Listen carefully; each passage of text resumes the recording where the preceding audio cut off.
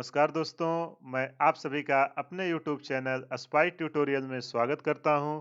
उम्मीद करता हूं आप लोगों की तैयारी बहुत ही अच्छी चल रही होगी। अभी तक हमने जितना कुछ भी देखा या सीखा वो सब समझ में आ गया होगा। अभी तक हमने सेंटर ऑफ मास निकालने की जितनी भी टेक्निक देखी, उन सब में एक पार्टिकल को दूसरे में ऐड करके पूरा कंप्लीट मास बना रहे थे। आज के सेक्शन में हम देखेंगे कि अगर मानो एक कोई पार्टिकल है या कोई एक बहुत बिग ऑब्जेक्ट है, उसमें से कोई छोटा सा पार्ट हटा लिया जाए, तो उनका सेंटर ऑफ मास पे क्या चेंज आएगा, वो किधर शिफ्ट होगा, वो सबको हम कैसे निकालेंगे, एग्जाम्पल के साथ एक एक करके सीखेंगे। तो शांति से आप 35 से 40 मिनट देखिएगा, सारा डाउट आपका क्लियर हो जाएगा। लेकिन इसके लिए अगर अभी आपने स्टार्टिंग के 3 लेक्चर नहीं देखा है, तो उसको एक बार जाके देख लीजिए, क्योंकि आज का सेशन जो है पूरा उन्हीं सब पे बेस्ड होने वाला है। तो चलिए बिना टाइम वेस्ट किए हुए आज का सेशन स्टार्ट करते हैं। चलो, जैसा कि आज का टॉपिक है centre of mass of remaining portion. पहले समझते हैं कि आखिर है क्या ये जिसके बारे में हम डिस्कस करने वाले हैं। तो मान लेता हूं मैं कोई एक सॉलिड आपके पास ऑब्जेक्ट था, ठीक, या सॉलिड स्फीयर था। अब इसमें से आपने क्या किया, इसका ये अगर सॉलिड है, तो सॉलिड पे क्या होता था, उसका जो सेंटर ऑफ मास आता था, वो कहीं बीच में ही आता था। उसके जो उसका एकदम मिडल पॉइंट होता है, वो अभी आज के सेशन में नोट्स करके भी लिखवा दूंगा, क्योंकि जितने इंपॉर्टेंट कॉन्सेप्ट हैं वो सब इसमें कवर हो जाएंगे सेंटर ऑफ मास निकालने का।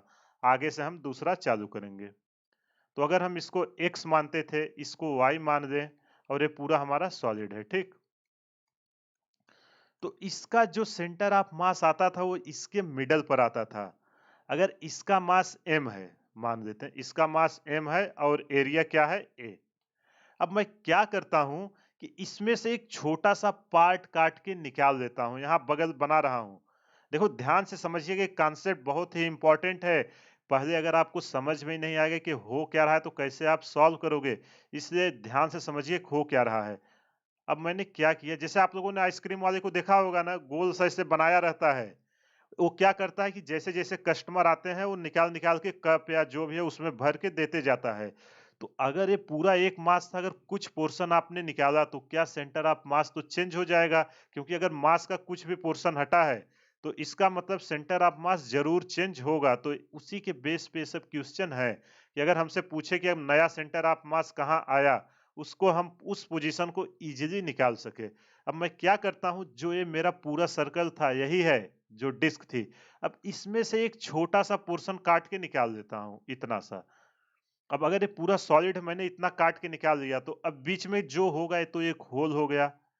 इतना खाली हो गया कि नहीं मास?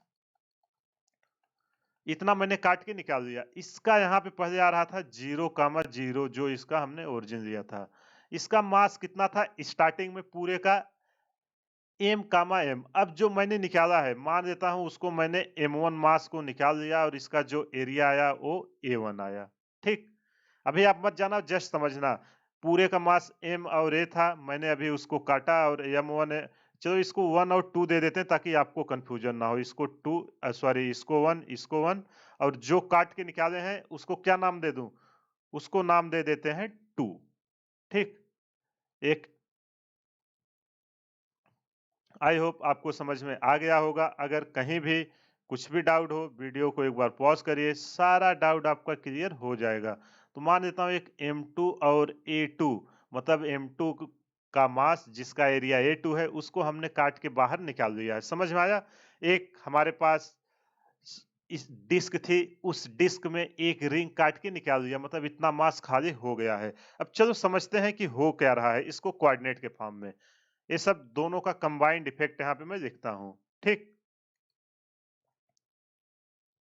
अब देखो, जब ये पोर्शन मैंने काट के निकाला है, तो जो अब बचेगा वो बचा हुआ पोर्शन रहेगा, यहाँ क्या हो जाएगा, एक, अगर ये पूरा एक था, यहाँ सब मैंने काट के निकाला, तो यहाँ पे क्या हो जाएगा, एक होल हो जाएगा। तो अब जो रिमेनिंग पोर्शन है वो कैसा दिखेगा, यहाँ पे मैं बना देता हूँ। कुछ इस तरीके से काट के निकाला है, डॉटेड डॉटेड, मतलब ये होल हो गया है, बाकी पूरा सॉलिड है, ठीक। ये रहा एक्स, ये रहा वाई।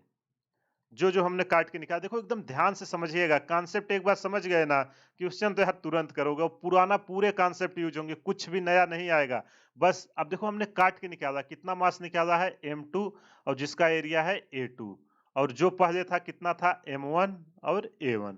अब जब इसका पहले सेंटर ऑफ मास इसके सेंटर पर यहाँ पे आ रहा था, स्टार्टिंग में देखो फिगर ए में, फिगर ए है, फिगर बी है, और ये फिगर सी है।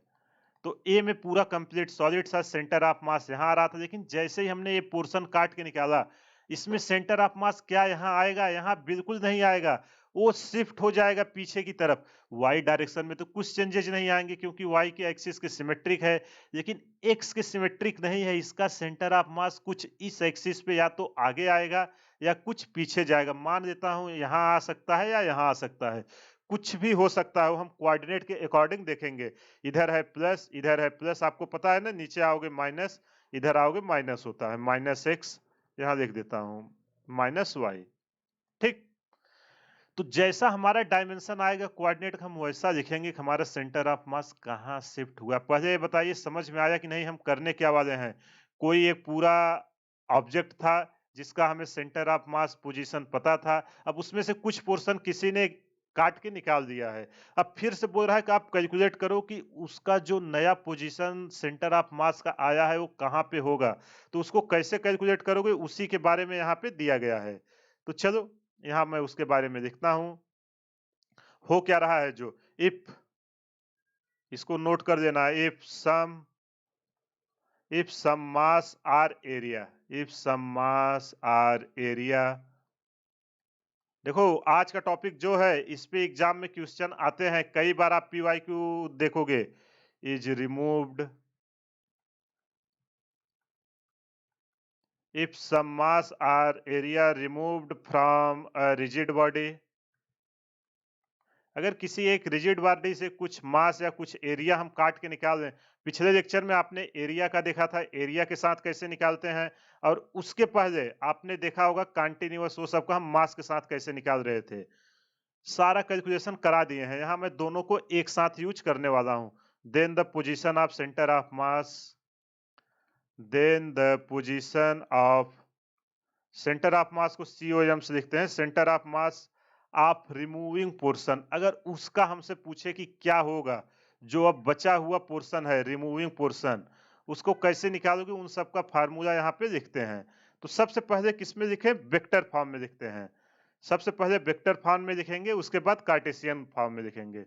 सबसे पहले वेक्टर फॉर्म, सारा सब कुछ सेम रहेगा, बस आप इस ट्रिक को याद रखना कि अगर हम काट के निकाल रहे हैं तो माइनस हो जाएगा। अब देखो यार, अगर पूरे में से हमने निकाला कुछ, तो ये क्या हो रहा है, घट नहीं जा रहा है, घट जा रहा है।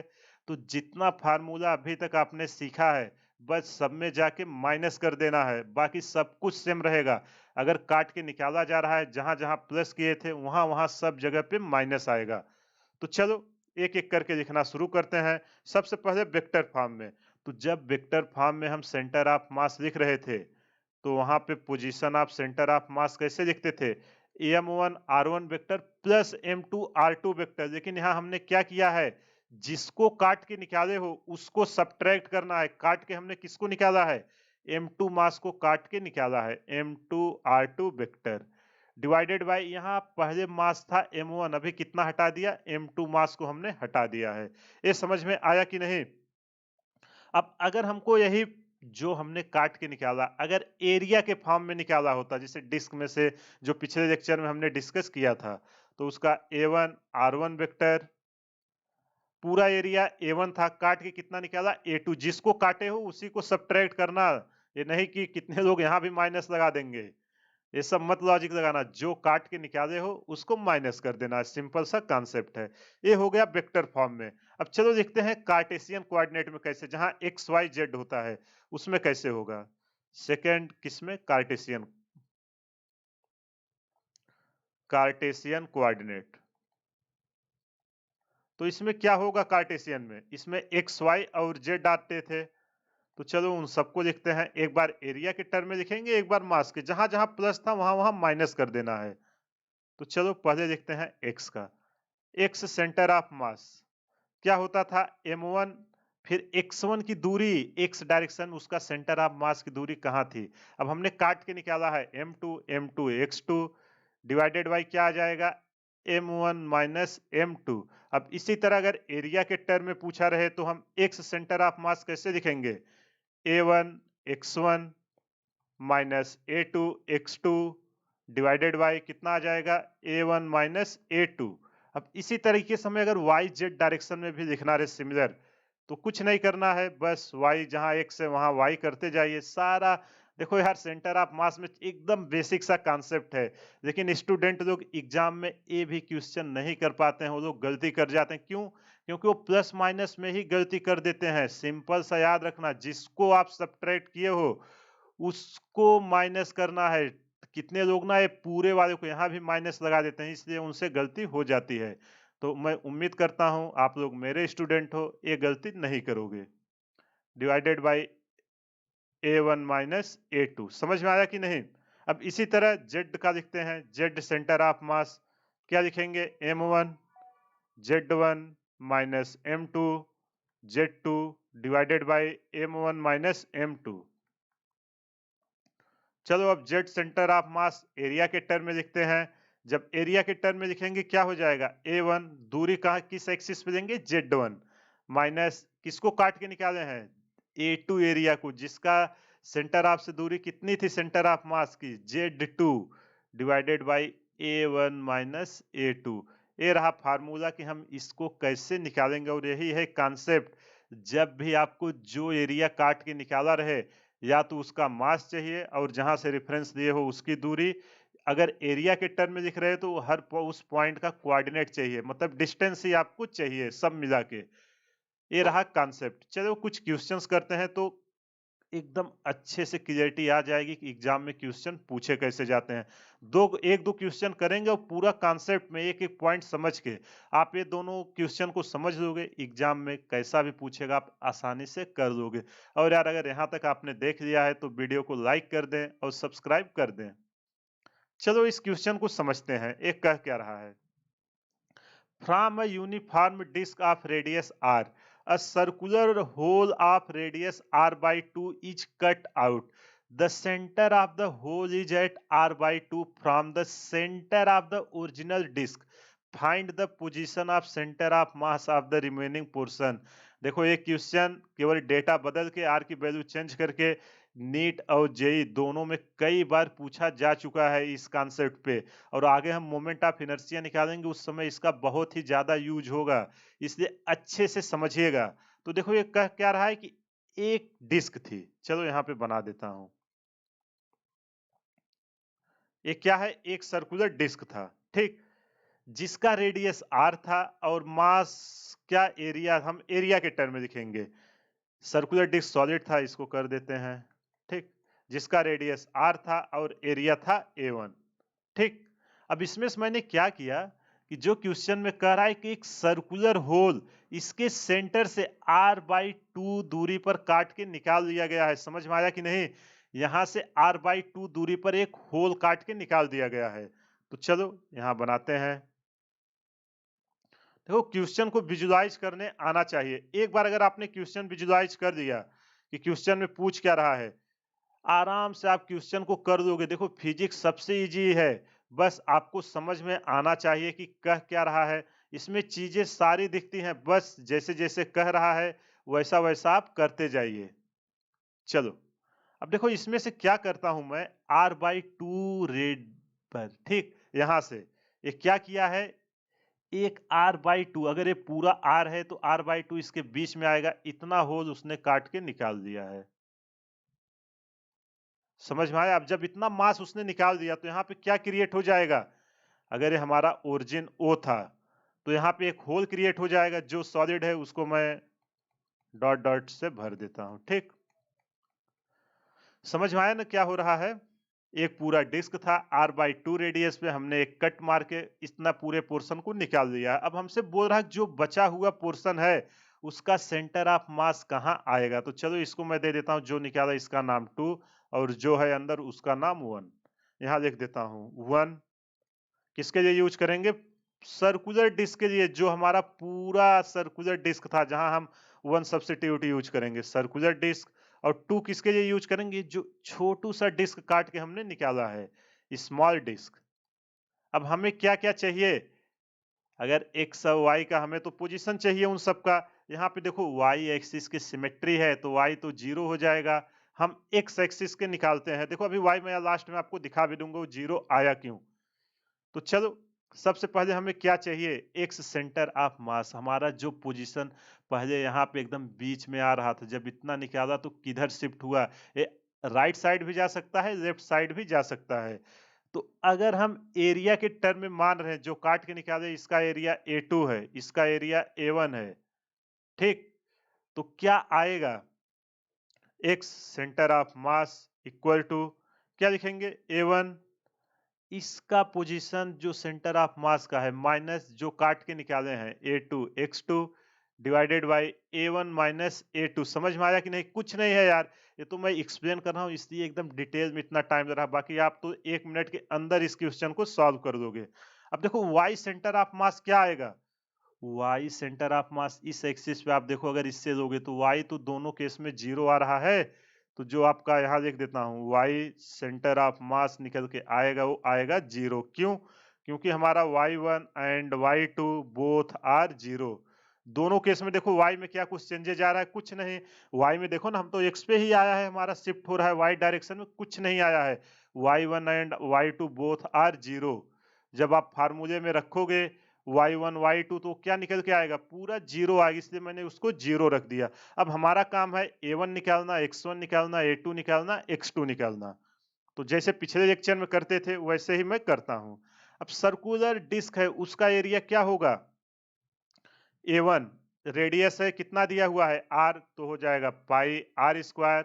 और इसका कोऑर्डिनेट क्या होगा, इसका कोऑर्डिनेट x कामा y जो वहां आया था, x1 कामा y1, तो ये क्या आएगा, सेंटर पे है 0 कामा 0, देखो y1 0 है, अभी देखना y2 भी 0 आएगा। अब A2 चाहिए, हम जो रेडियस निकाले हैं काट के, इसका रेडियस कितना है r/2, छोटू सा का, छोटू रेडियस जो है उसका आया है r/2, तो उसका हो जाएगा पाई r/2 का होल स्क्वायर। जब इसको हम सॉल्व करेंगे निकल के आएगा पाई r²/4। अब x2 कामा y2 क्या होगा, इसका कोऑर्डिनेट, अब देखो y2 में तो कोई चेंजेस नहीं है, वो तो 0 ही रहेगा, जितने ऊंचाई पे था उतने पे, लेकिन एक शिफ्ट हो गया है, पहले 0 पे था, अभी कितना आगे आ गया है r/2 पे, इसका सेंटर यहाँ से उतना ही डिस्टेंस आएगा ना r/2, तो इसका क्या आया r/2 कामा 0। देखो यहाँ y1 y2 0, इसलिए y सेंटर ऑफ मास वहां मैंने डायरेक्ट 0 लिख दिया था। अभी तक तो यार इतना क्वेश्चन किया हूं, अब तक तो आपको आइडिया आ गया होगा कि क्या इसमें करना है। एक्स सेंटर ऑफ मास के लिए क्या करोगे, A1 आया है पाई r² इंटू x1 क्या है 0 माइनस, इसको हमने काट के निकाला है कौन से एरिया को, पाई r²/4 इंटू इसका डिस्टेंस जो x2 है r/2 divided by pi r² minus pi r²/4। चलो अब इसको सॉल्व करते हैं, ये तो पहला टर्म 0 हो जाएगा, इधर आएगा minus pi r³ divided by क्या हो जाएगा 4 दूना 8, नीचे क्या बचेगा पूरे के एलसीएम लेंगे 4 आएगा, 4 पाई r² माइनस पाई r², 3 पाई r²। जब इसको हम और सॉल्व करेंगे एक्स सेंटर ऑफ मास, ये निकल के आएगा माइनस 4 पाई r³, 4 ऊपर चला जाएगा, नीचे आएगा 24 पाई r²। जब इसको सॉल्व करोगे 4 छंग 24, पाई से पाई जाएगा, r³ से r² जाएगा, तो क्या निकल के आएगा -r/6। तो जो सेंटर ऑफ मास इसका निकल के आया है, पहले x का कोऑर्डिनेट -r/6 कामा y का कितना आया है 0 आया है, क्यों, क्योंकि y1 y2 तो 0 था, उसमें 0 आएगा। तो जो रिमेनिंग पोर्शन था, अभी इसका सेंटर ऑफ मास किधर आ गया है, मान लेते हैं कुछ इधर आ गया है, यहाँ माइनस आया है साइन ना, इसलिए पीछे की डायरेक्शन में, राइट साइड में प्लस होता है ना ओरिजिन, हम आगे जाएंगे तो यहाँ से कितनी दूरी पे आया है r/6 दूरी पर, जो हमसे क्वेश्चन में पूछा था। हमने देखो कितना इजीली निकाल लिया, बस एक कॉन्सेप्ट को याद रखना, जो निकाल रहा है उसको माइनस कर देना है, बाकी अभी तक हम जो करते आ रहे थे उसी कॉन्सेप्ट को फॉलो करना है। अगर आपको नहीं समझ में आया है, वीडियो को पॉज करके एक बार फिर से देखना, क्योंकि इस टाइप के क्वेश्चन कई बार पूछे गए हैं और आने वाले एग्जाम में भी पूछे जाने के चांसेस बहुत ही ज्यादा हैं। तो चलिए अगला क्वेश्चन देखते हैं। पहले इसे आप खुद से ट्राई कीजिए। आई होप आपने ट्राई कर लिया होगा। अगर आपसे सॉल्व हो गया तो बहुत ही अच्छी बात, नहीं सॉल्व हुआ तो मैं कर रहा हूं। देखिए कि आपसे मिस्टेक्स कहां पे हो रही है। देखो इस क्वेश्चन में कह क्या रहा है, कुछ नहीं है, जो हम कॉन्सेप्ट सीखे हैं, देखो मैं कुछ अलग लगा रहा हूँ, बिल्कुल अलग नहीं। बस क्वेश्चन की मैंने इतनी प्रैक्टिस की, मुझे देख के समझ में आ जाता है। ऐसे ही आप भी जब 1 से 2 बार देखोगे ना, आपको आइडिया आ जाएगा। बस जैसे-जैसे रूल्स कहता है, वैसे-वैसे आपको करते जाना है। तो इस क्वेश्चन में कह क्या रहा है, a uniform plate of side a. एक प्लेट है जिसका साइड ए दिया है। इस फिगर में दिखाया गया। अब ये बोल रहा है कि 1/4 portion is removed, A bottom side से देखो जिसपे शेड नहीं किया हुआ है, इतना पार्ट वो काट के अलग कर देता है। देखो अगर ये जब पूरा था, इसका सेंटर ऑफ मास कहीं यहाँ बीच में आ रहा होगा, लेकिन जब इसको काट के निकाला तो इसका सेंटर ऑफ मास चेंज हो जाएगा कि नहीं, एक्स और वाई दोनों डायरेक्शन में चेंज हो जाएगा। तो आपसे वही पूछ रहा है कि नया पोजीशन ऑफ सेंटर ऑफ मास का बताइए कि किस पोजीशन पे अब भी है। ये समझ में आया कि नहीं क्वेश्चन आपको? एक प्लेट था जिसका ये डायमेंशंस दिया है ए और ए, यहाँ से 1/4 पोर्शन नीचे से काट के निकाल लिया गया है। आपसे पूछ रहा है कि पोजीशन ऑफ सेंटर ऑफ मास बताइए। कुछ नहीं है, चलो सॉल्व करते हैं। तो ये जो पूरा बचा हुआ जिसको सेड किया है, इसको मैं क्या मान देता हूँ, 1 मान देता हूँ, और जिसको काट के निकाला है इसको मान देता हूँ 2। ठीक, यहाँ तक कुछ भी डाउट है तो बोलिए। यहाँ लिख भी देता हूँ सब्स्टिट्यूट। 1 क्या है, 1 है हमारा complete square plate, complete square plate. और 2 क्या है हमारा, 2 है जिसको हमने काट के निकाला है। तो चलो यहाँ पे लिख देता हूँ, 2 है हमारा जिसको हमने काट के निकाला है, रिमूव्ड पोर्शन। अब देखो यहाँ किसी की सिमेट्री नहीं है, तो x में भी चेंज होगा और y में भी चेंज होगा। तो चाहे आप एरिया का लगाओ चाहे मास का, क्वेश्चन सेम आएगा। लेकिन हम यहाँ मास का यूज करते हैं, वहां से हमारा कैलकुलेशन इजी पड़ेगा, क्योंकि अगर हम एरिया के टर्म में जाएंगे, इसका निकालेंगे इसका निकालेंगे ऐड करेंगे। लेकिन अगर हम m1 x1 लगाएंगे तो पूरे का मास m मान देंगे और जिसको निकाला है उसको m2 मान देंगे। ठीक, अब वो देखो m/4 पोर्शन यहाँ निकाला गया है, m2 की वैल्यू दिया हुआ है कितना, m/4। अगर आप एरिया करते हो तो a/4, उससे कैलकुलेशन काफी लेंदी होगा। और पूरे का मास कितना दिया हुआ है, m1, m1 की वैल्यू दिया हुआ है m, मान दिया हूं। लेट टोटल मास m यहां लिख देता हूं। समझ में आया कि नहीं क्वेश्चन? देखो जिसको आप एरिया से कर रहे हो उसको आप मास से भी कर सकते हो, यूनिट विड्थ मान लेने का। और क्या होता है, mass equal to density into volume. Density तो पूरे मटेरियल सेम ही है, काट के निकाले वो सेम ही रहेगी। और वॉल्यूम में एरिया इनटू विड्थ, उसी को हटा के विड्थ अगर 1 माने हो तो केवल एरिया बचता था, जो वहां पे फार्मूला लिखा गया था उसी को मॉडिफाई करके लिखा गया है। दोनों एक ही चीजें हैं।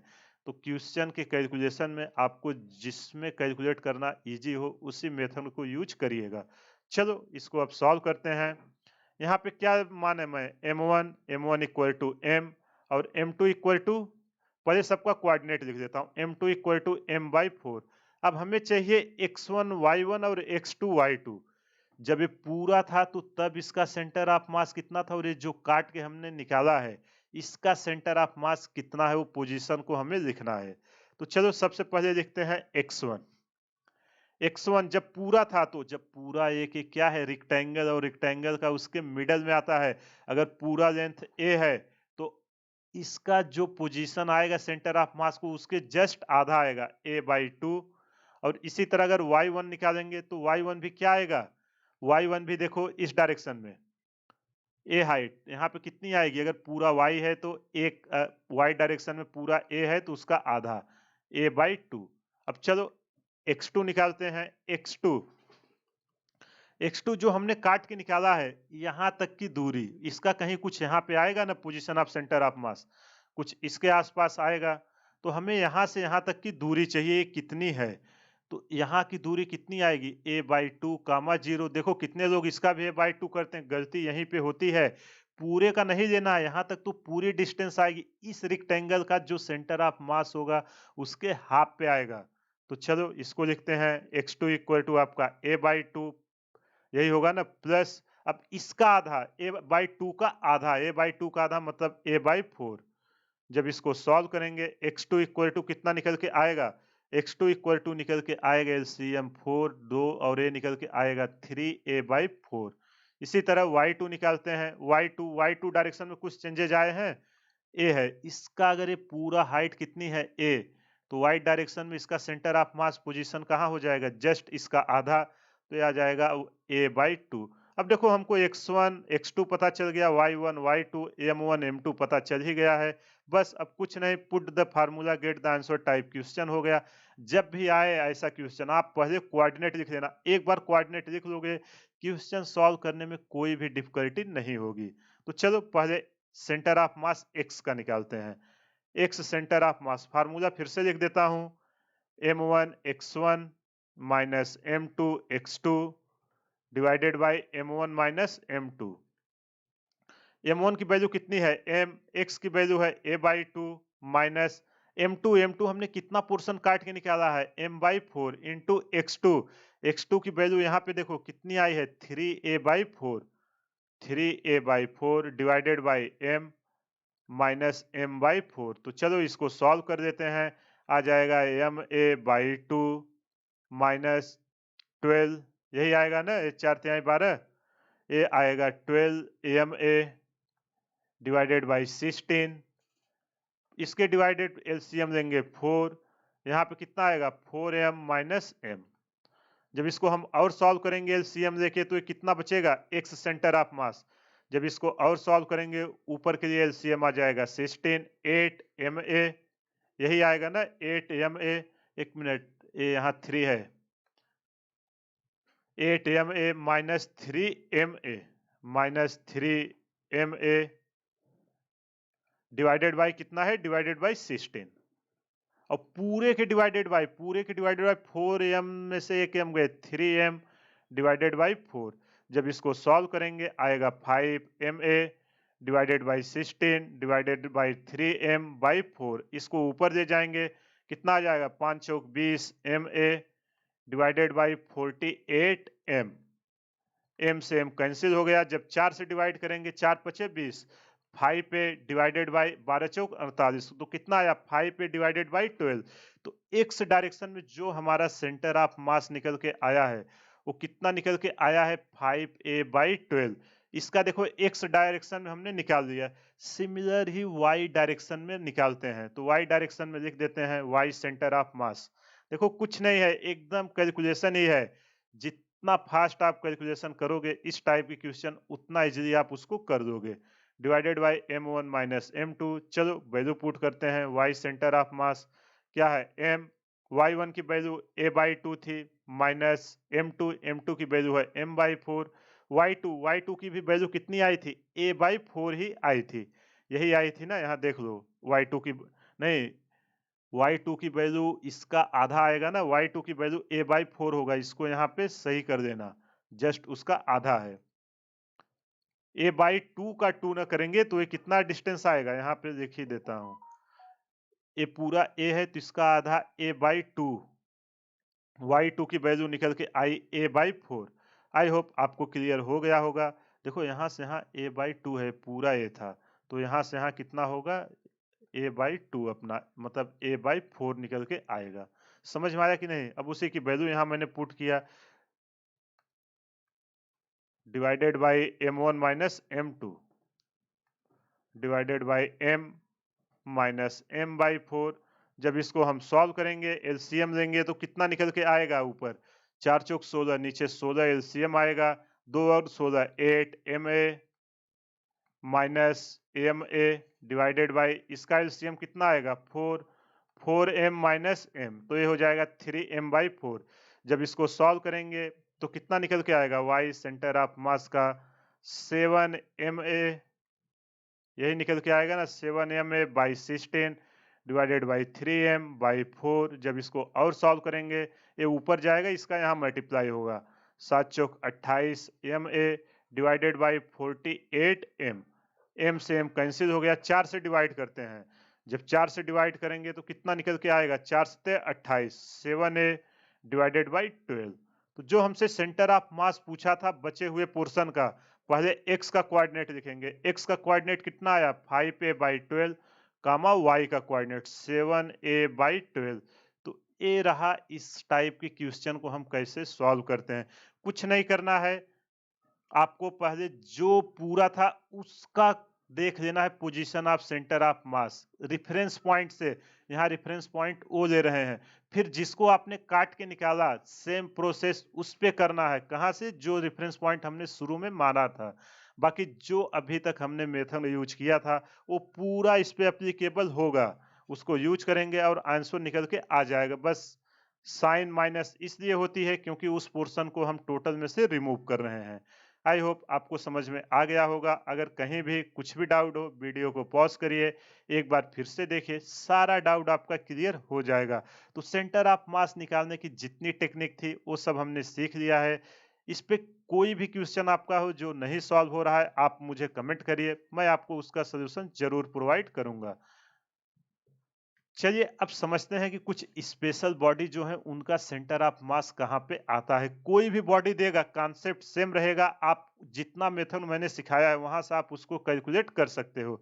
तो चलो centre of mass different different body के समझते हैं, क्योंकि अगले लेक्चर में हम जो सेंटर ऑफ मास है उसकी वेलोसिटी, एक्सेलरेशन, ये सब डिस्कस करेंगे। और ये सब सेंटर ऑफ मास हम निकाल क्यों रहे हैं, क्योंकि जो भी हमारे लॉ थे, चाहे न्यूटन लॉ हो, चाहे काइनेमेटिक इक्वेशन हो, वो सब सिंगल पार्टिकल के लिए अप्लीकेबल था। लेकिन जब आपका मास यूनिफॉर्मली डिस्ट्रीब्यूटेड होता है तो वहां पे वो सब फार्मूले काम नहीं करते। उस केस में हमें सेंटर ऑफ मास निकालना पड़ता है।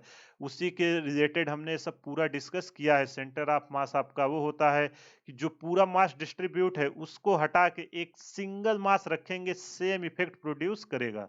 आई होप आपको समझ में आ गया होगा। चलो समझते हैं। अब देखो, अगर कोई ट्रायंगुलर शेप का ऑब्जेक्ट हो तो जो उसका सेंटर ऑफ मास बोलो या सेंटर ऑफ ग्रेविटी जो भी, या सेंट्रॉइड, उसका जो आएगा तीनों वर्टिसेस के मिडल से एक एक परपेंडिकुलर ड्रॉ करेंगे। जहां पे मीट होगा वही उसका centre of position of centre of मास होगा, या सेंटर ऑफ ग्रेविटी बोलिए या सेंट्रॉइड बोलिए। अगर कोई रेक्टेंगल या स्क्वायर रहे, स्क्वायर रहेगा तो उसके मिडल पे आएगा, और रेक्टेंगल रहेगा लेंथ के बाई हाफ और विड्थ के बाई हाफ पे आएगा। कोई सर्कुलर डिस्क या सर्कुलर है पूरा तो उसका पोजीशन ऑफ सेंटर ऑफ मास कहाँ आएगा, जस्ट उसके सेंटर पर आएगा। दूसरा है कि रिंग, ये सब भी हमने डिस्कस किया था। आप जाके देख लेना, सबका सेंटर ऑफ मास मैंने निकाला हुआ है किस पोजीशन पे लेंगे। तो जो रिंग का था वो कहाँ पे आता था, y centre of mass. X के सिमेट्री था इसलिए एक्स पे तो जीरो आ जाता था। वाई डायरेक्शन में कितने दूर पर आता था, 2r/पाई। सेमी सर्कुलर रिंग थी, और अगर सेमी सर्कुलर डिस्क था तो डिस्क के केस में 4r/3 आता था। स्टूडेंट लोग अक्सर कंफ्यूज हो जाते हैं रिंग और डिस्क में क्या अंतर है, उसका मैंने डिटेल में समझाया हुआ है कि रिंग जो है एक तरीके से 2D होती है, बहुत सारे रिंग मिला के ये डिस्क जो है वो सॉलिड बनती है। n नंबर के हम रिंग मिलाएंगे तो एक सर्कुलर डिस्क बन जाएगी। तो ये रहा, इसको आप याद कर देना, या शॉर्ट नोट्स बना रहे हो तो उसमें ऐड कर देना। अगला है, अगर हालो हेमिस्फीयर है, ये सब का मैंने निकाला नहीं है, आप खुद से ट्राई करना। अगर कहीं भी प्रॉब्लम होती है आप कमेंट करना, मैं आपको उसका सोल्यूशन जरूर प्रोवाइड करूंगा। इसके अलावा क्वेश्चन प्रैक्टिस में अगर जो जो इम्पोर्टेंट है उन सब का तो हम डिस्कस करने ही वाले हैं। हालो स्फीयर का इसके जो बेस है वहां से r/2 पे आता है। जो ये रेडियस है, यहाँ से रेडियस r है ना इसका, तो इसके r/2 पे आएगा हालो हेमी स्फीयर पर। जो खोखला गोला है और जो सॉलिड हेमी स्फीयर है, भरा हुआ गोला, उसका सेंटर ऑफ मास कितने ऊंचाई पर आएगा, 3r/8 पर। इसी तरह अगर कोन है, कोन पता है ना, जो आप आइसक्रीम नहीं खाते, कोन या जोकर की टोपी, वो सब देखे होंगे। उसका अगर हाइट h है, रेडियस r है, और आपसे पूछे कि पोजीशन ऑफ सेंटर ऑफ मास बताओ, तो बेस से कितने दूरी पर आएगा, h/3। और अगर यहाँ से पूछे तो यहाँ से कितने पे आएगा, 2, अगर पूरा h है तो, अगर टॉप से पूछे तो 2h/3 दूरी पर। अगर सॉलिड कोन है, हॉलो है, अभी आइसक्रीम इसमें नहीं भरी गई है, और जब इसमें आइसक्रीम भर दिए तब कहाँ आएगा, तब इसका जो आएगा सेंटर ऑफ मास चेंज हो जाएगा। देखो, मास अगर ऐड करोगे तो भी बदलेगा, काट के हटाओगे तो भी बदलेगा पोजीशन, क्योंकि जिधर मास ज़्यादा होगा उस हिसाब से तो शिफ्ट होगा ना। तो जब आपने आइसक्रीम भर दिया मतलब बेस की तरफ ज़्यादा भर दिए हो तो ज़्यादा उसकी तरफ खींचेगा। ये अगर h/4 है, ये कितना होगा डिस्टेंस 3h/4। अगर बॉटम से पूछे h/4, टॉप से पूछे 3h/4।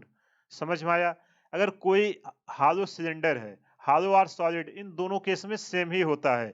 इसका जो सेंटर ऑफ मास आता है वो उसके हाइट के आधे पे आता है, h/2 पे आता है। ये कुछ स्टैंडर्ड रिजल्ट हैं जो एग्जाम में आपसे डायरेक्ट पूछे जाते हैं। आप देखेंगे जेईई या नीट में या जो एंट्रेंस एग्जाम स्टेट के होते हैं, जैसे यूपीटीयू हुआ या जो अलग-अलग स्टेट के डब्ल्यूबी, जेईई हर स्टेट अपना अलग-अलग देता है ना, उन सब में एंट्रेंस एग्जाम में भी ये सब पूछे जाते हैं।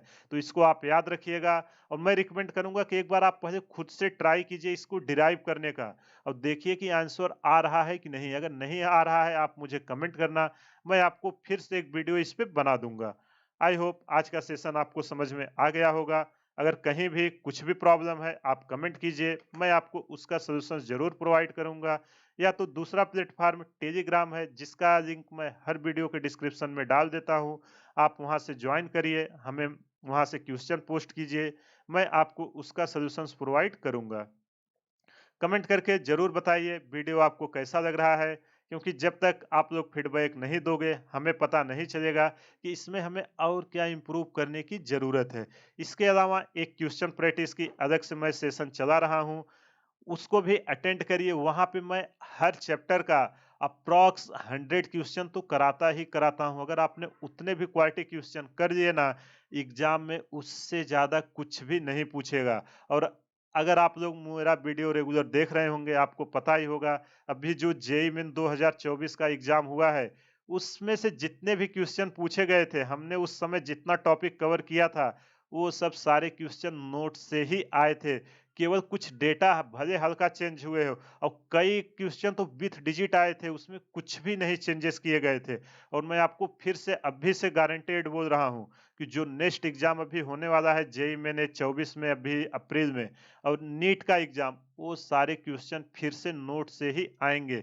इसलिए आप वीडियो को पूरा देखिए, क्वेश्चन बनाइए, मैं आपको गारंटी देता हूँ फिजिक्स में आपकी अच्छी रैंक आ ही जाएगी। देखो जो मेडिकल वाले हैं उनका फिजिक्स में ही प्रॉब्लम होता है, तो वो लोग पूरा सेशन को देखो, आप ही लोगों के लिए मैं इतना आराम-आराम से चीज़ें एक्सप्लेन करता हूँ, क्योंकि अगर इसके पहले आपने नहीं भी देखा है ना, कुछ भी नहीं जानते, फिर भी इस सेशन को अटेंड करोगे आपको समझ में आ जाएगा। और वीडियो देखने के बाद आप खुद से 10 से 15 क्वेश्चन प्रैक्टिस कीजिए, आपका कॉन्सेप्ट बूस्ट हो जाएगा। तो चलिए इसी के साथ आज का सेशन समाप्त करते हैं। फीडबैक देके बताइएगा वीडियो आपको कैसा लगा। अगर हमारे चैनल पर पहली बार आए हैं, चैनल को सब्सक्राइब कर दें, ताकि मैं जैसे ही कोई नया वीडियो डालूँ, सबसे पहले आप तक नोटिफ़िकेशन जाए। हमारे चैनल को ज़्यादा से ज़्यादा शेयर करें, सब्सक्राइब करें व लाइक करें। Thank you.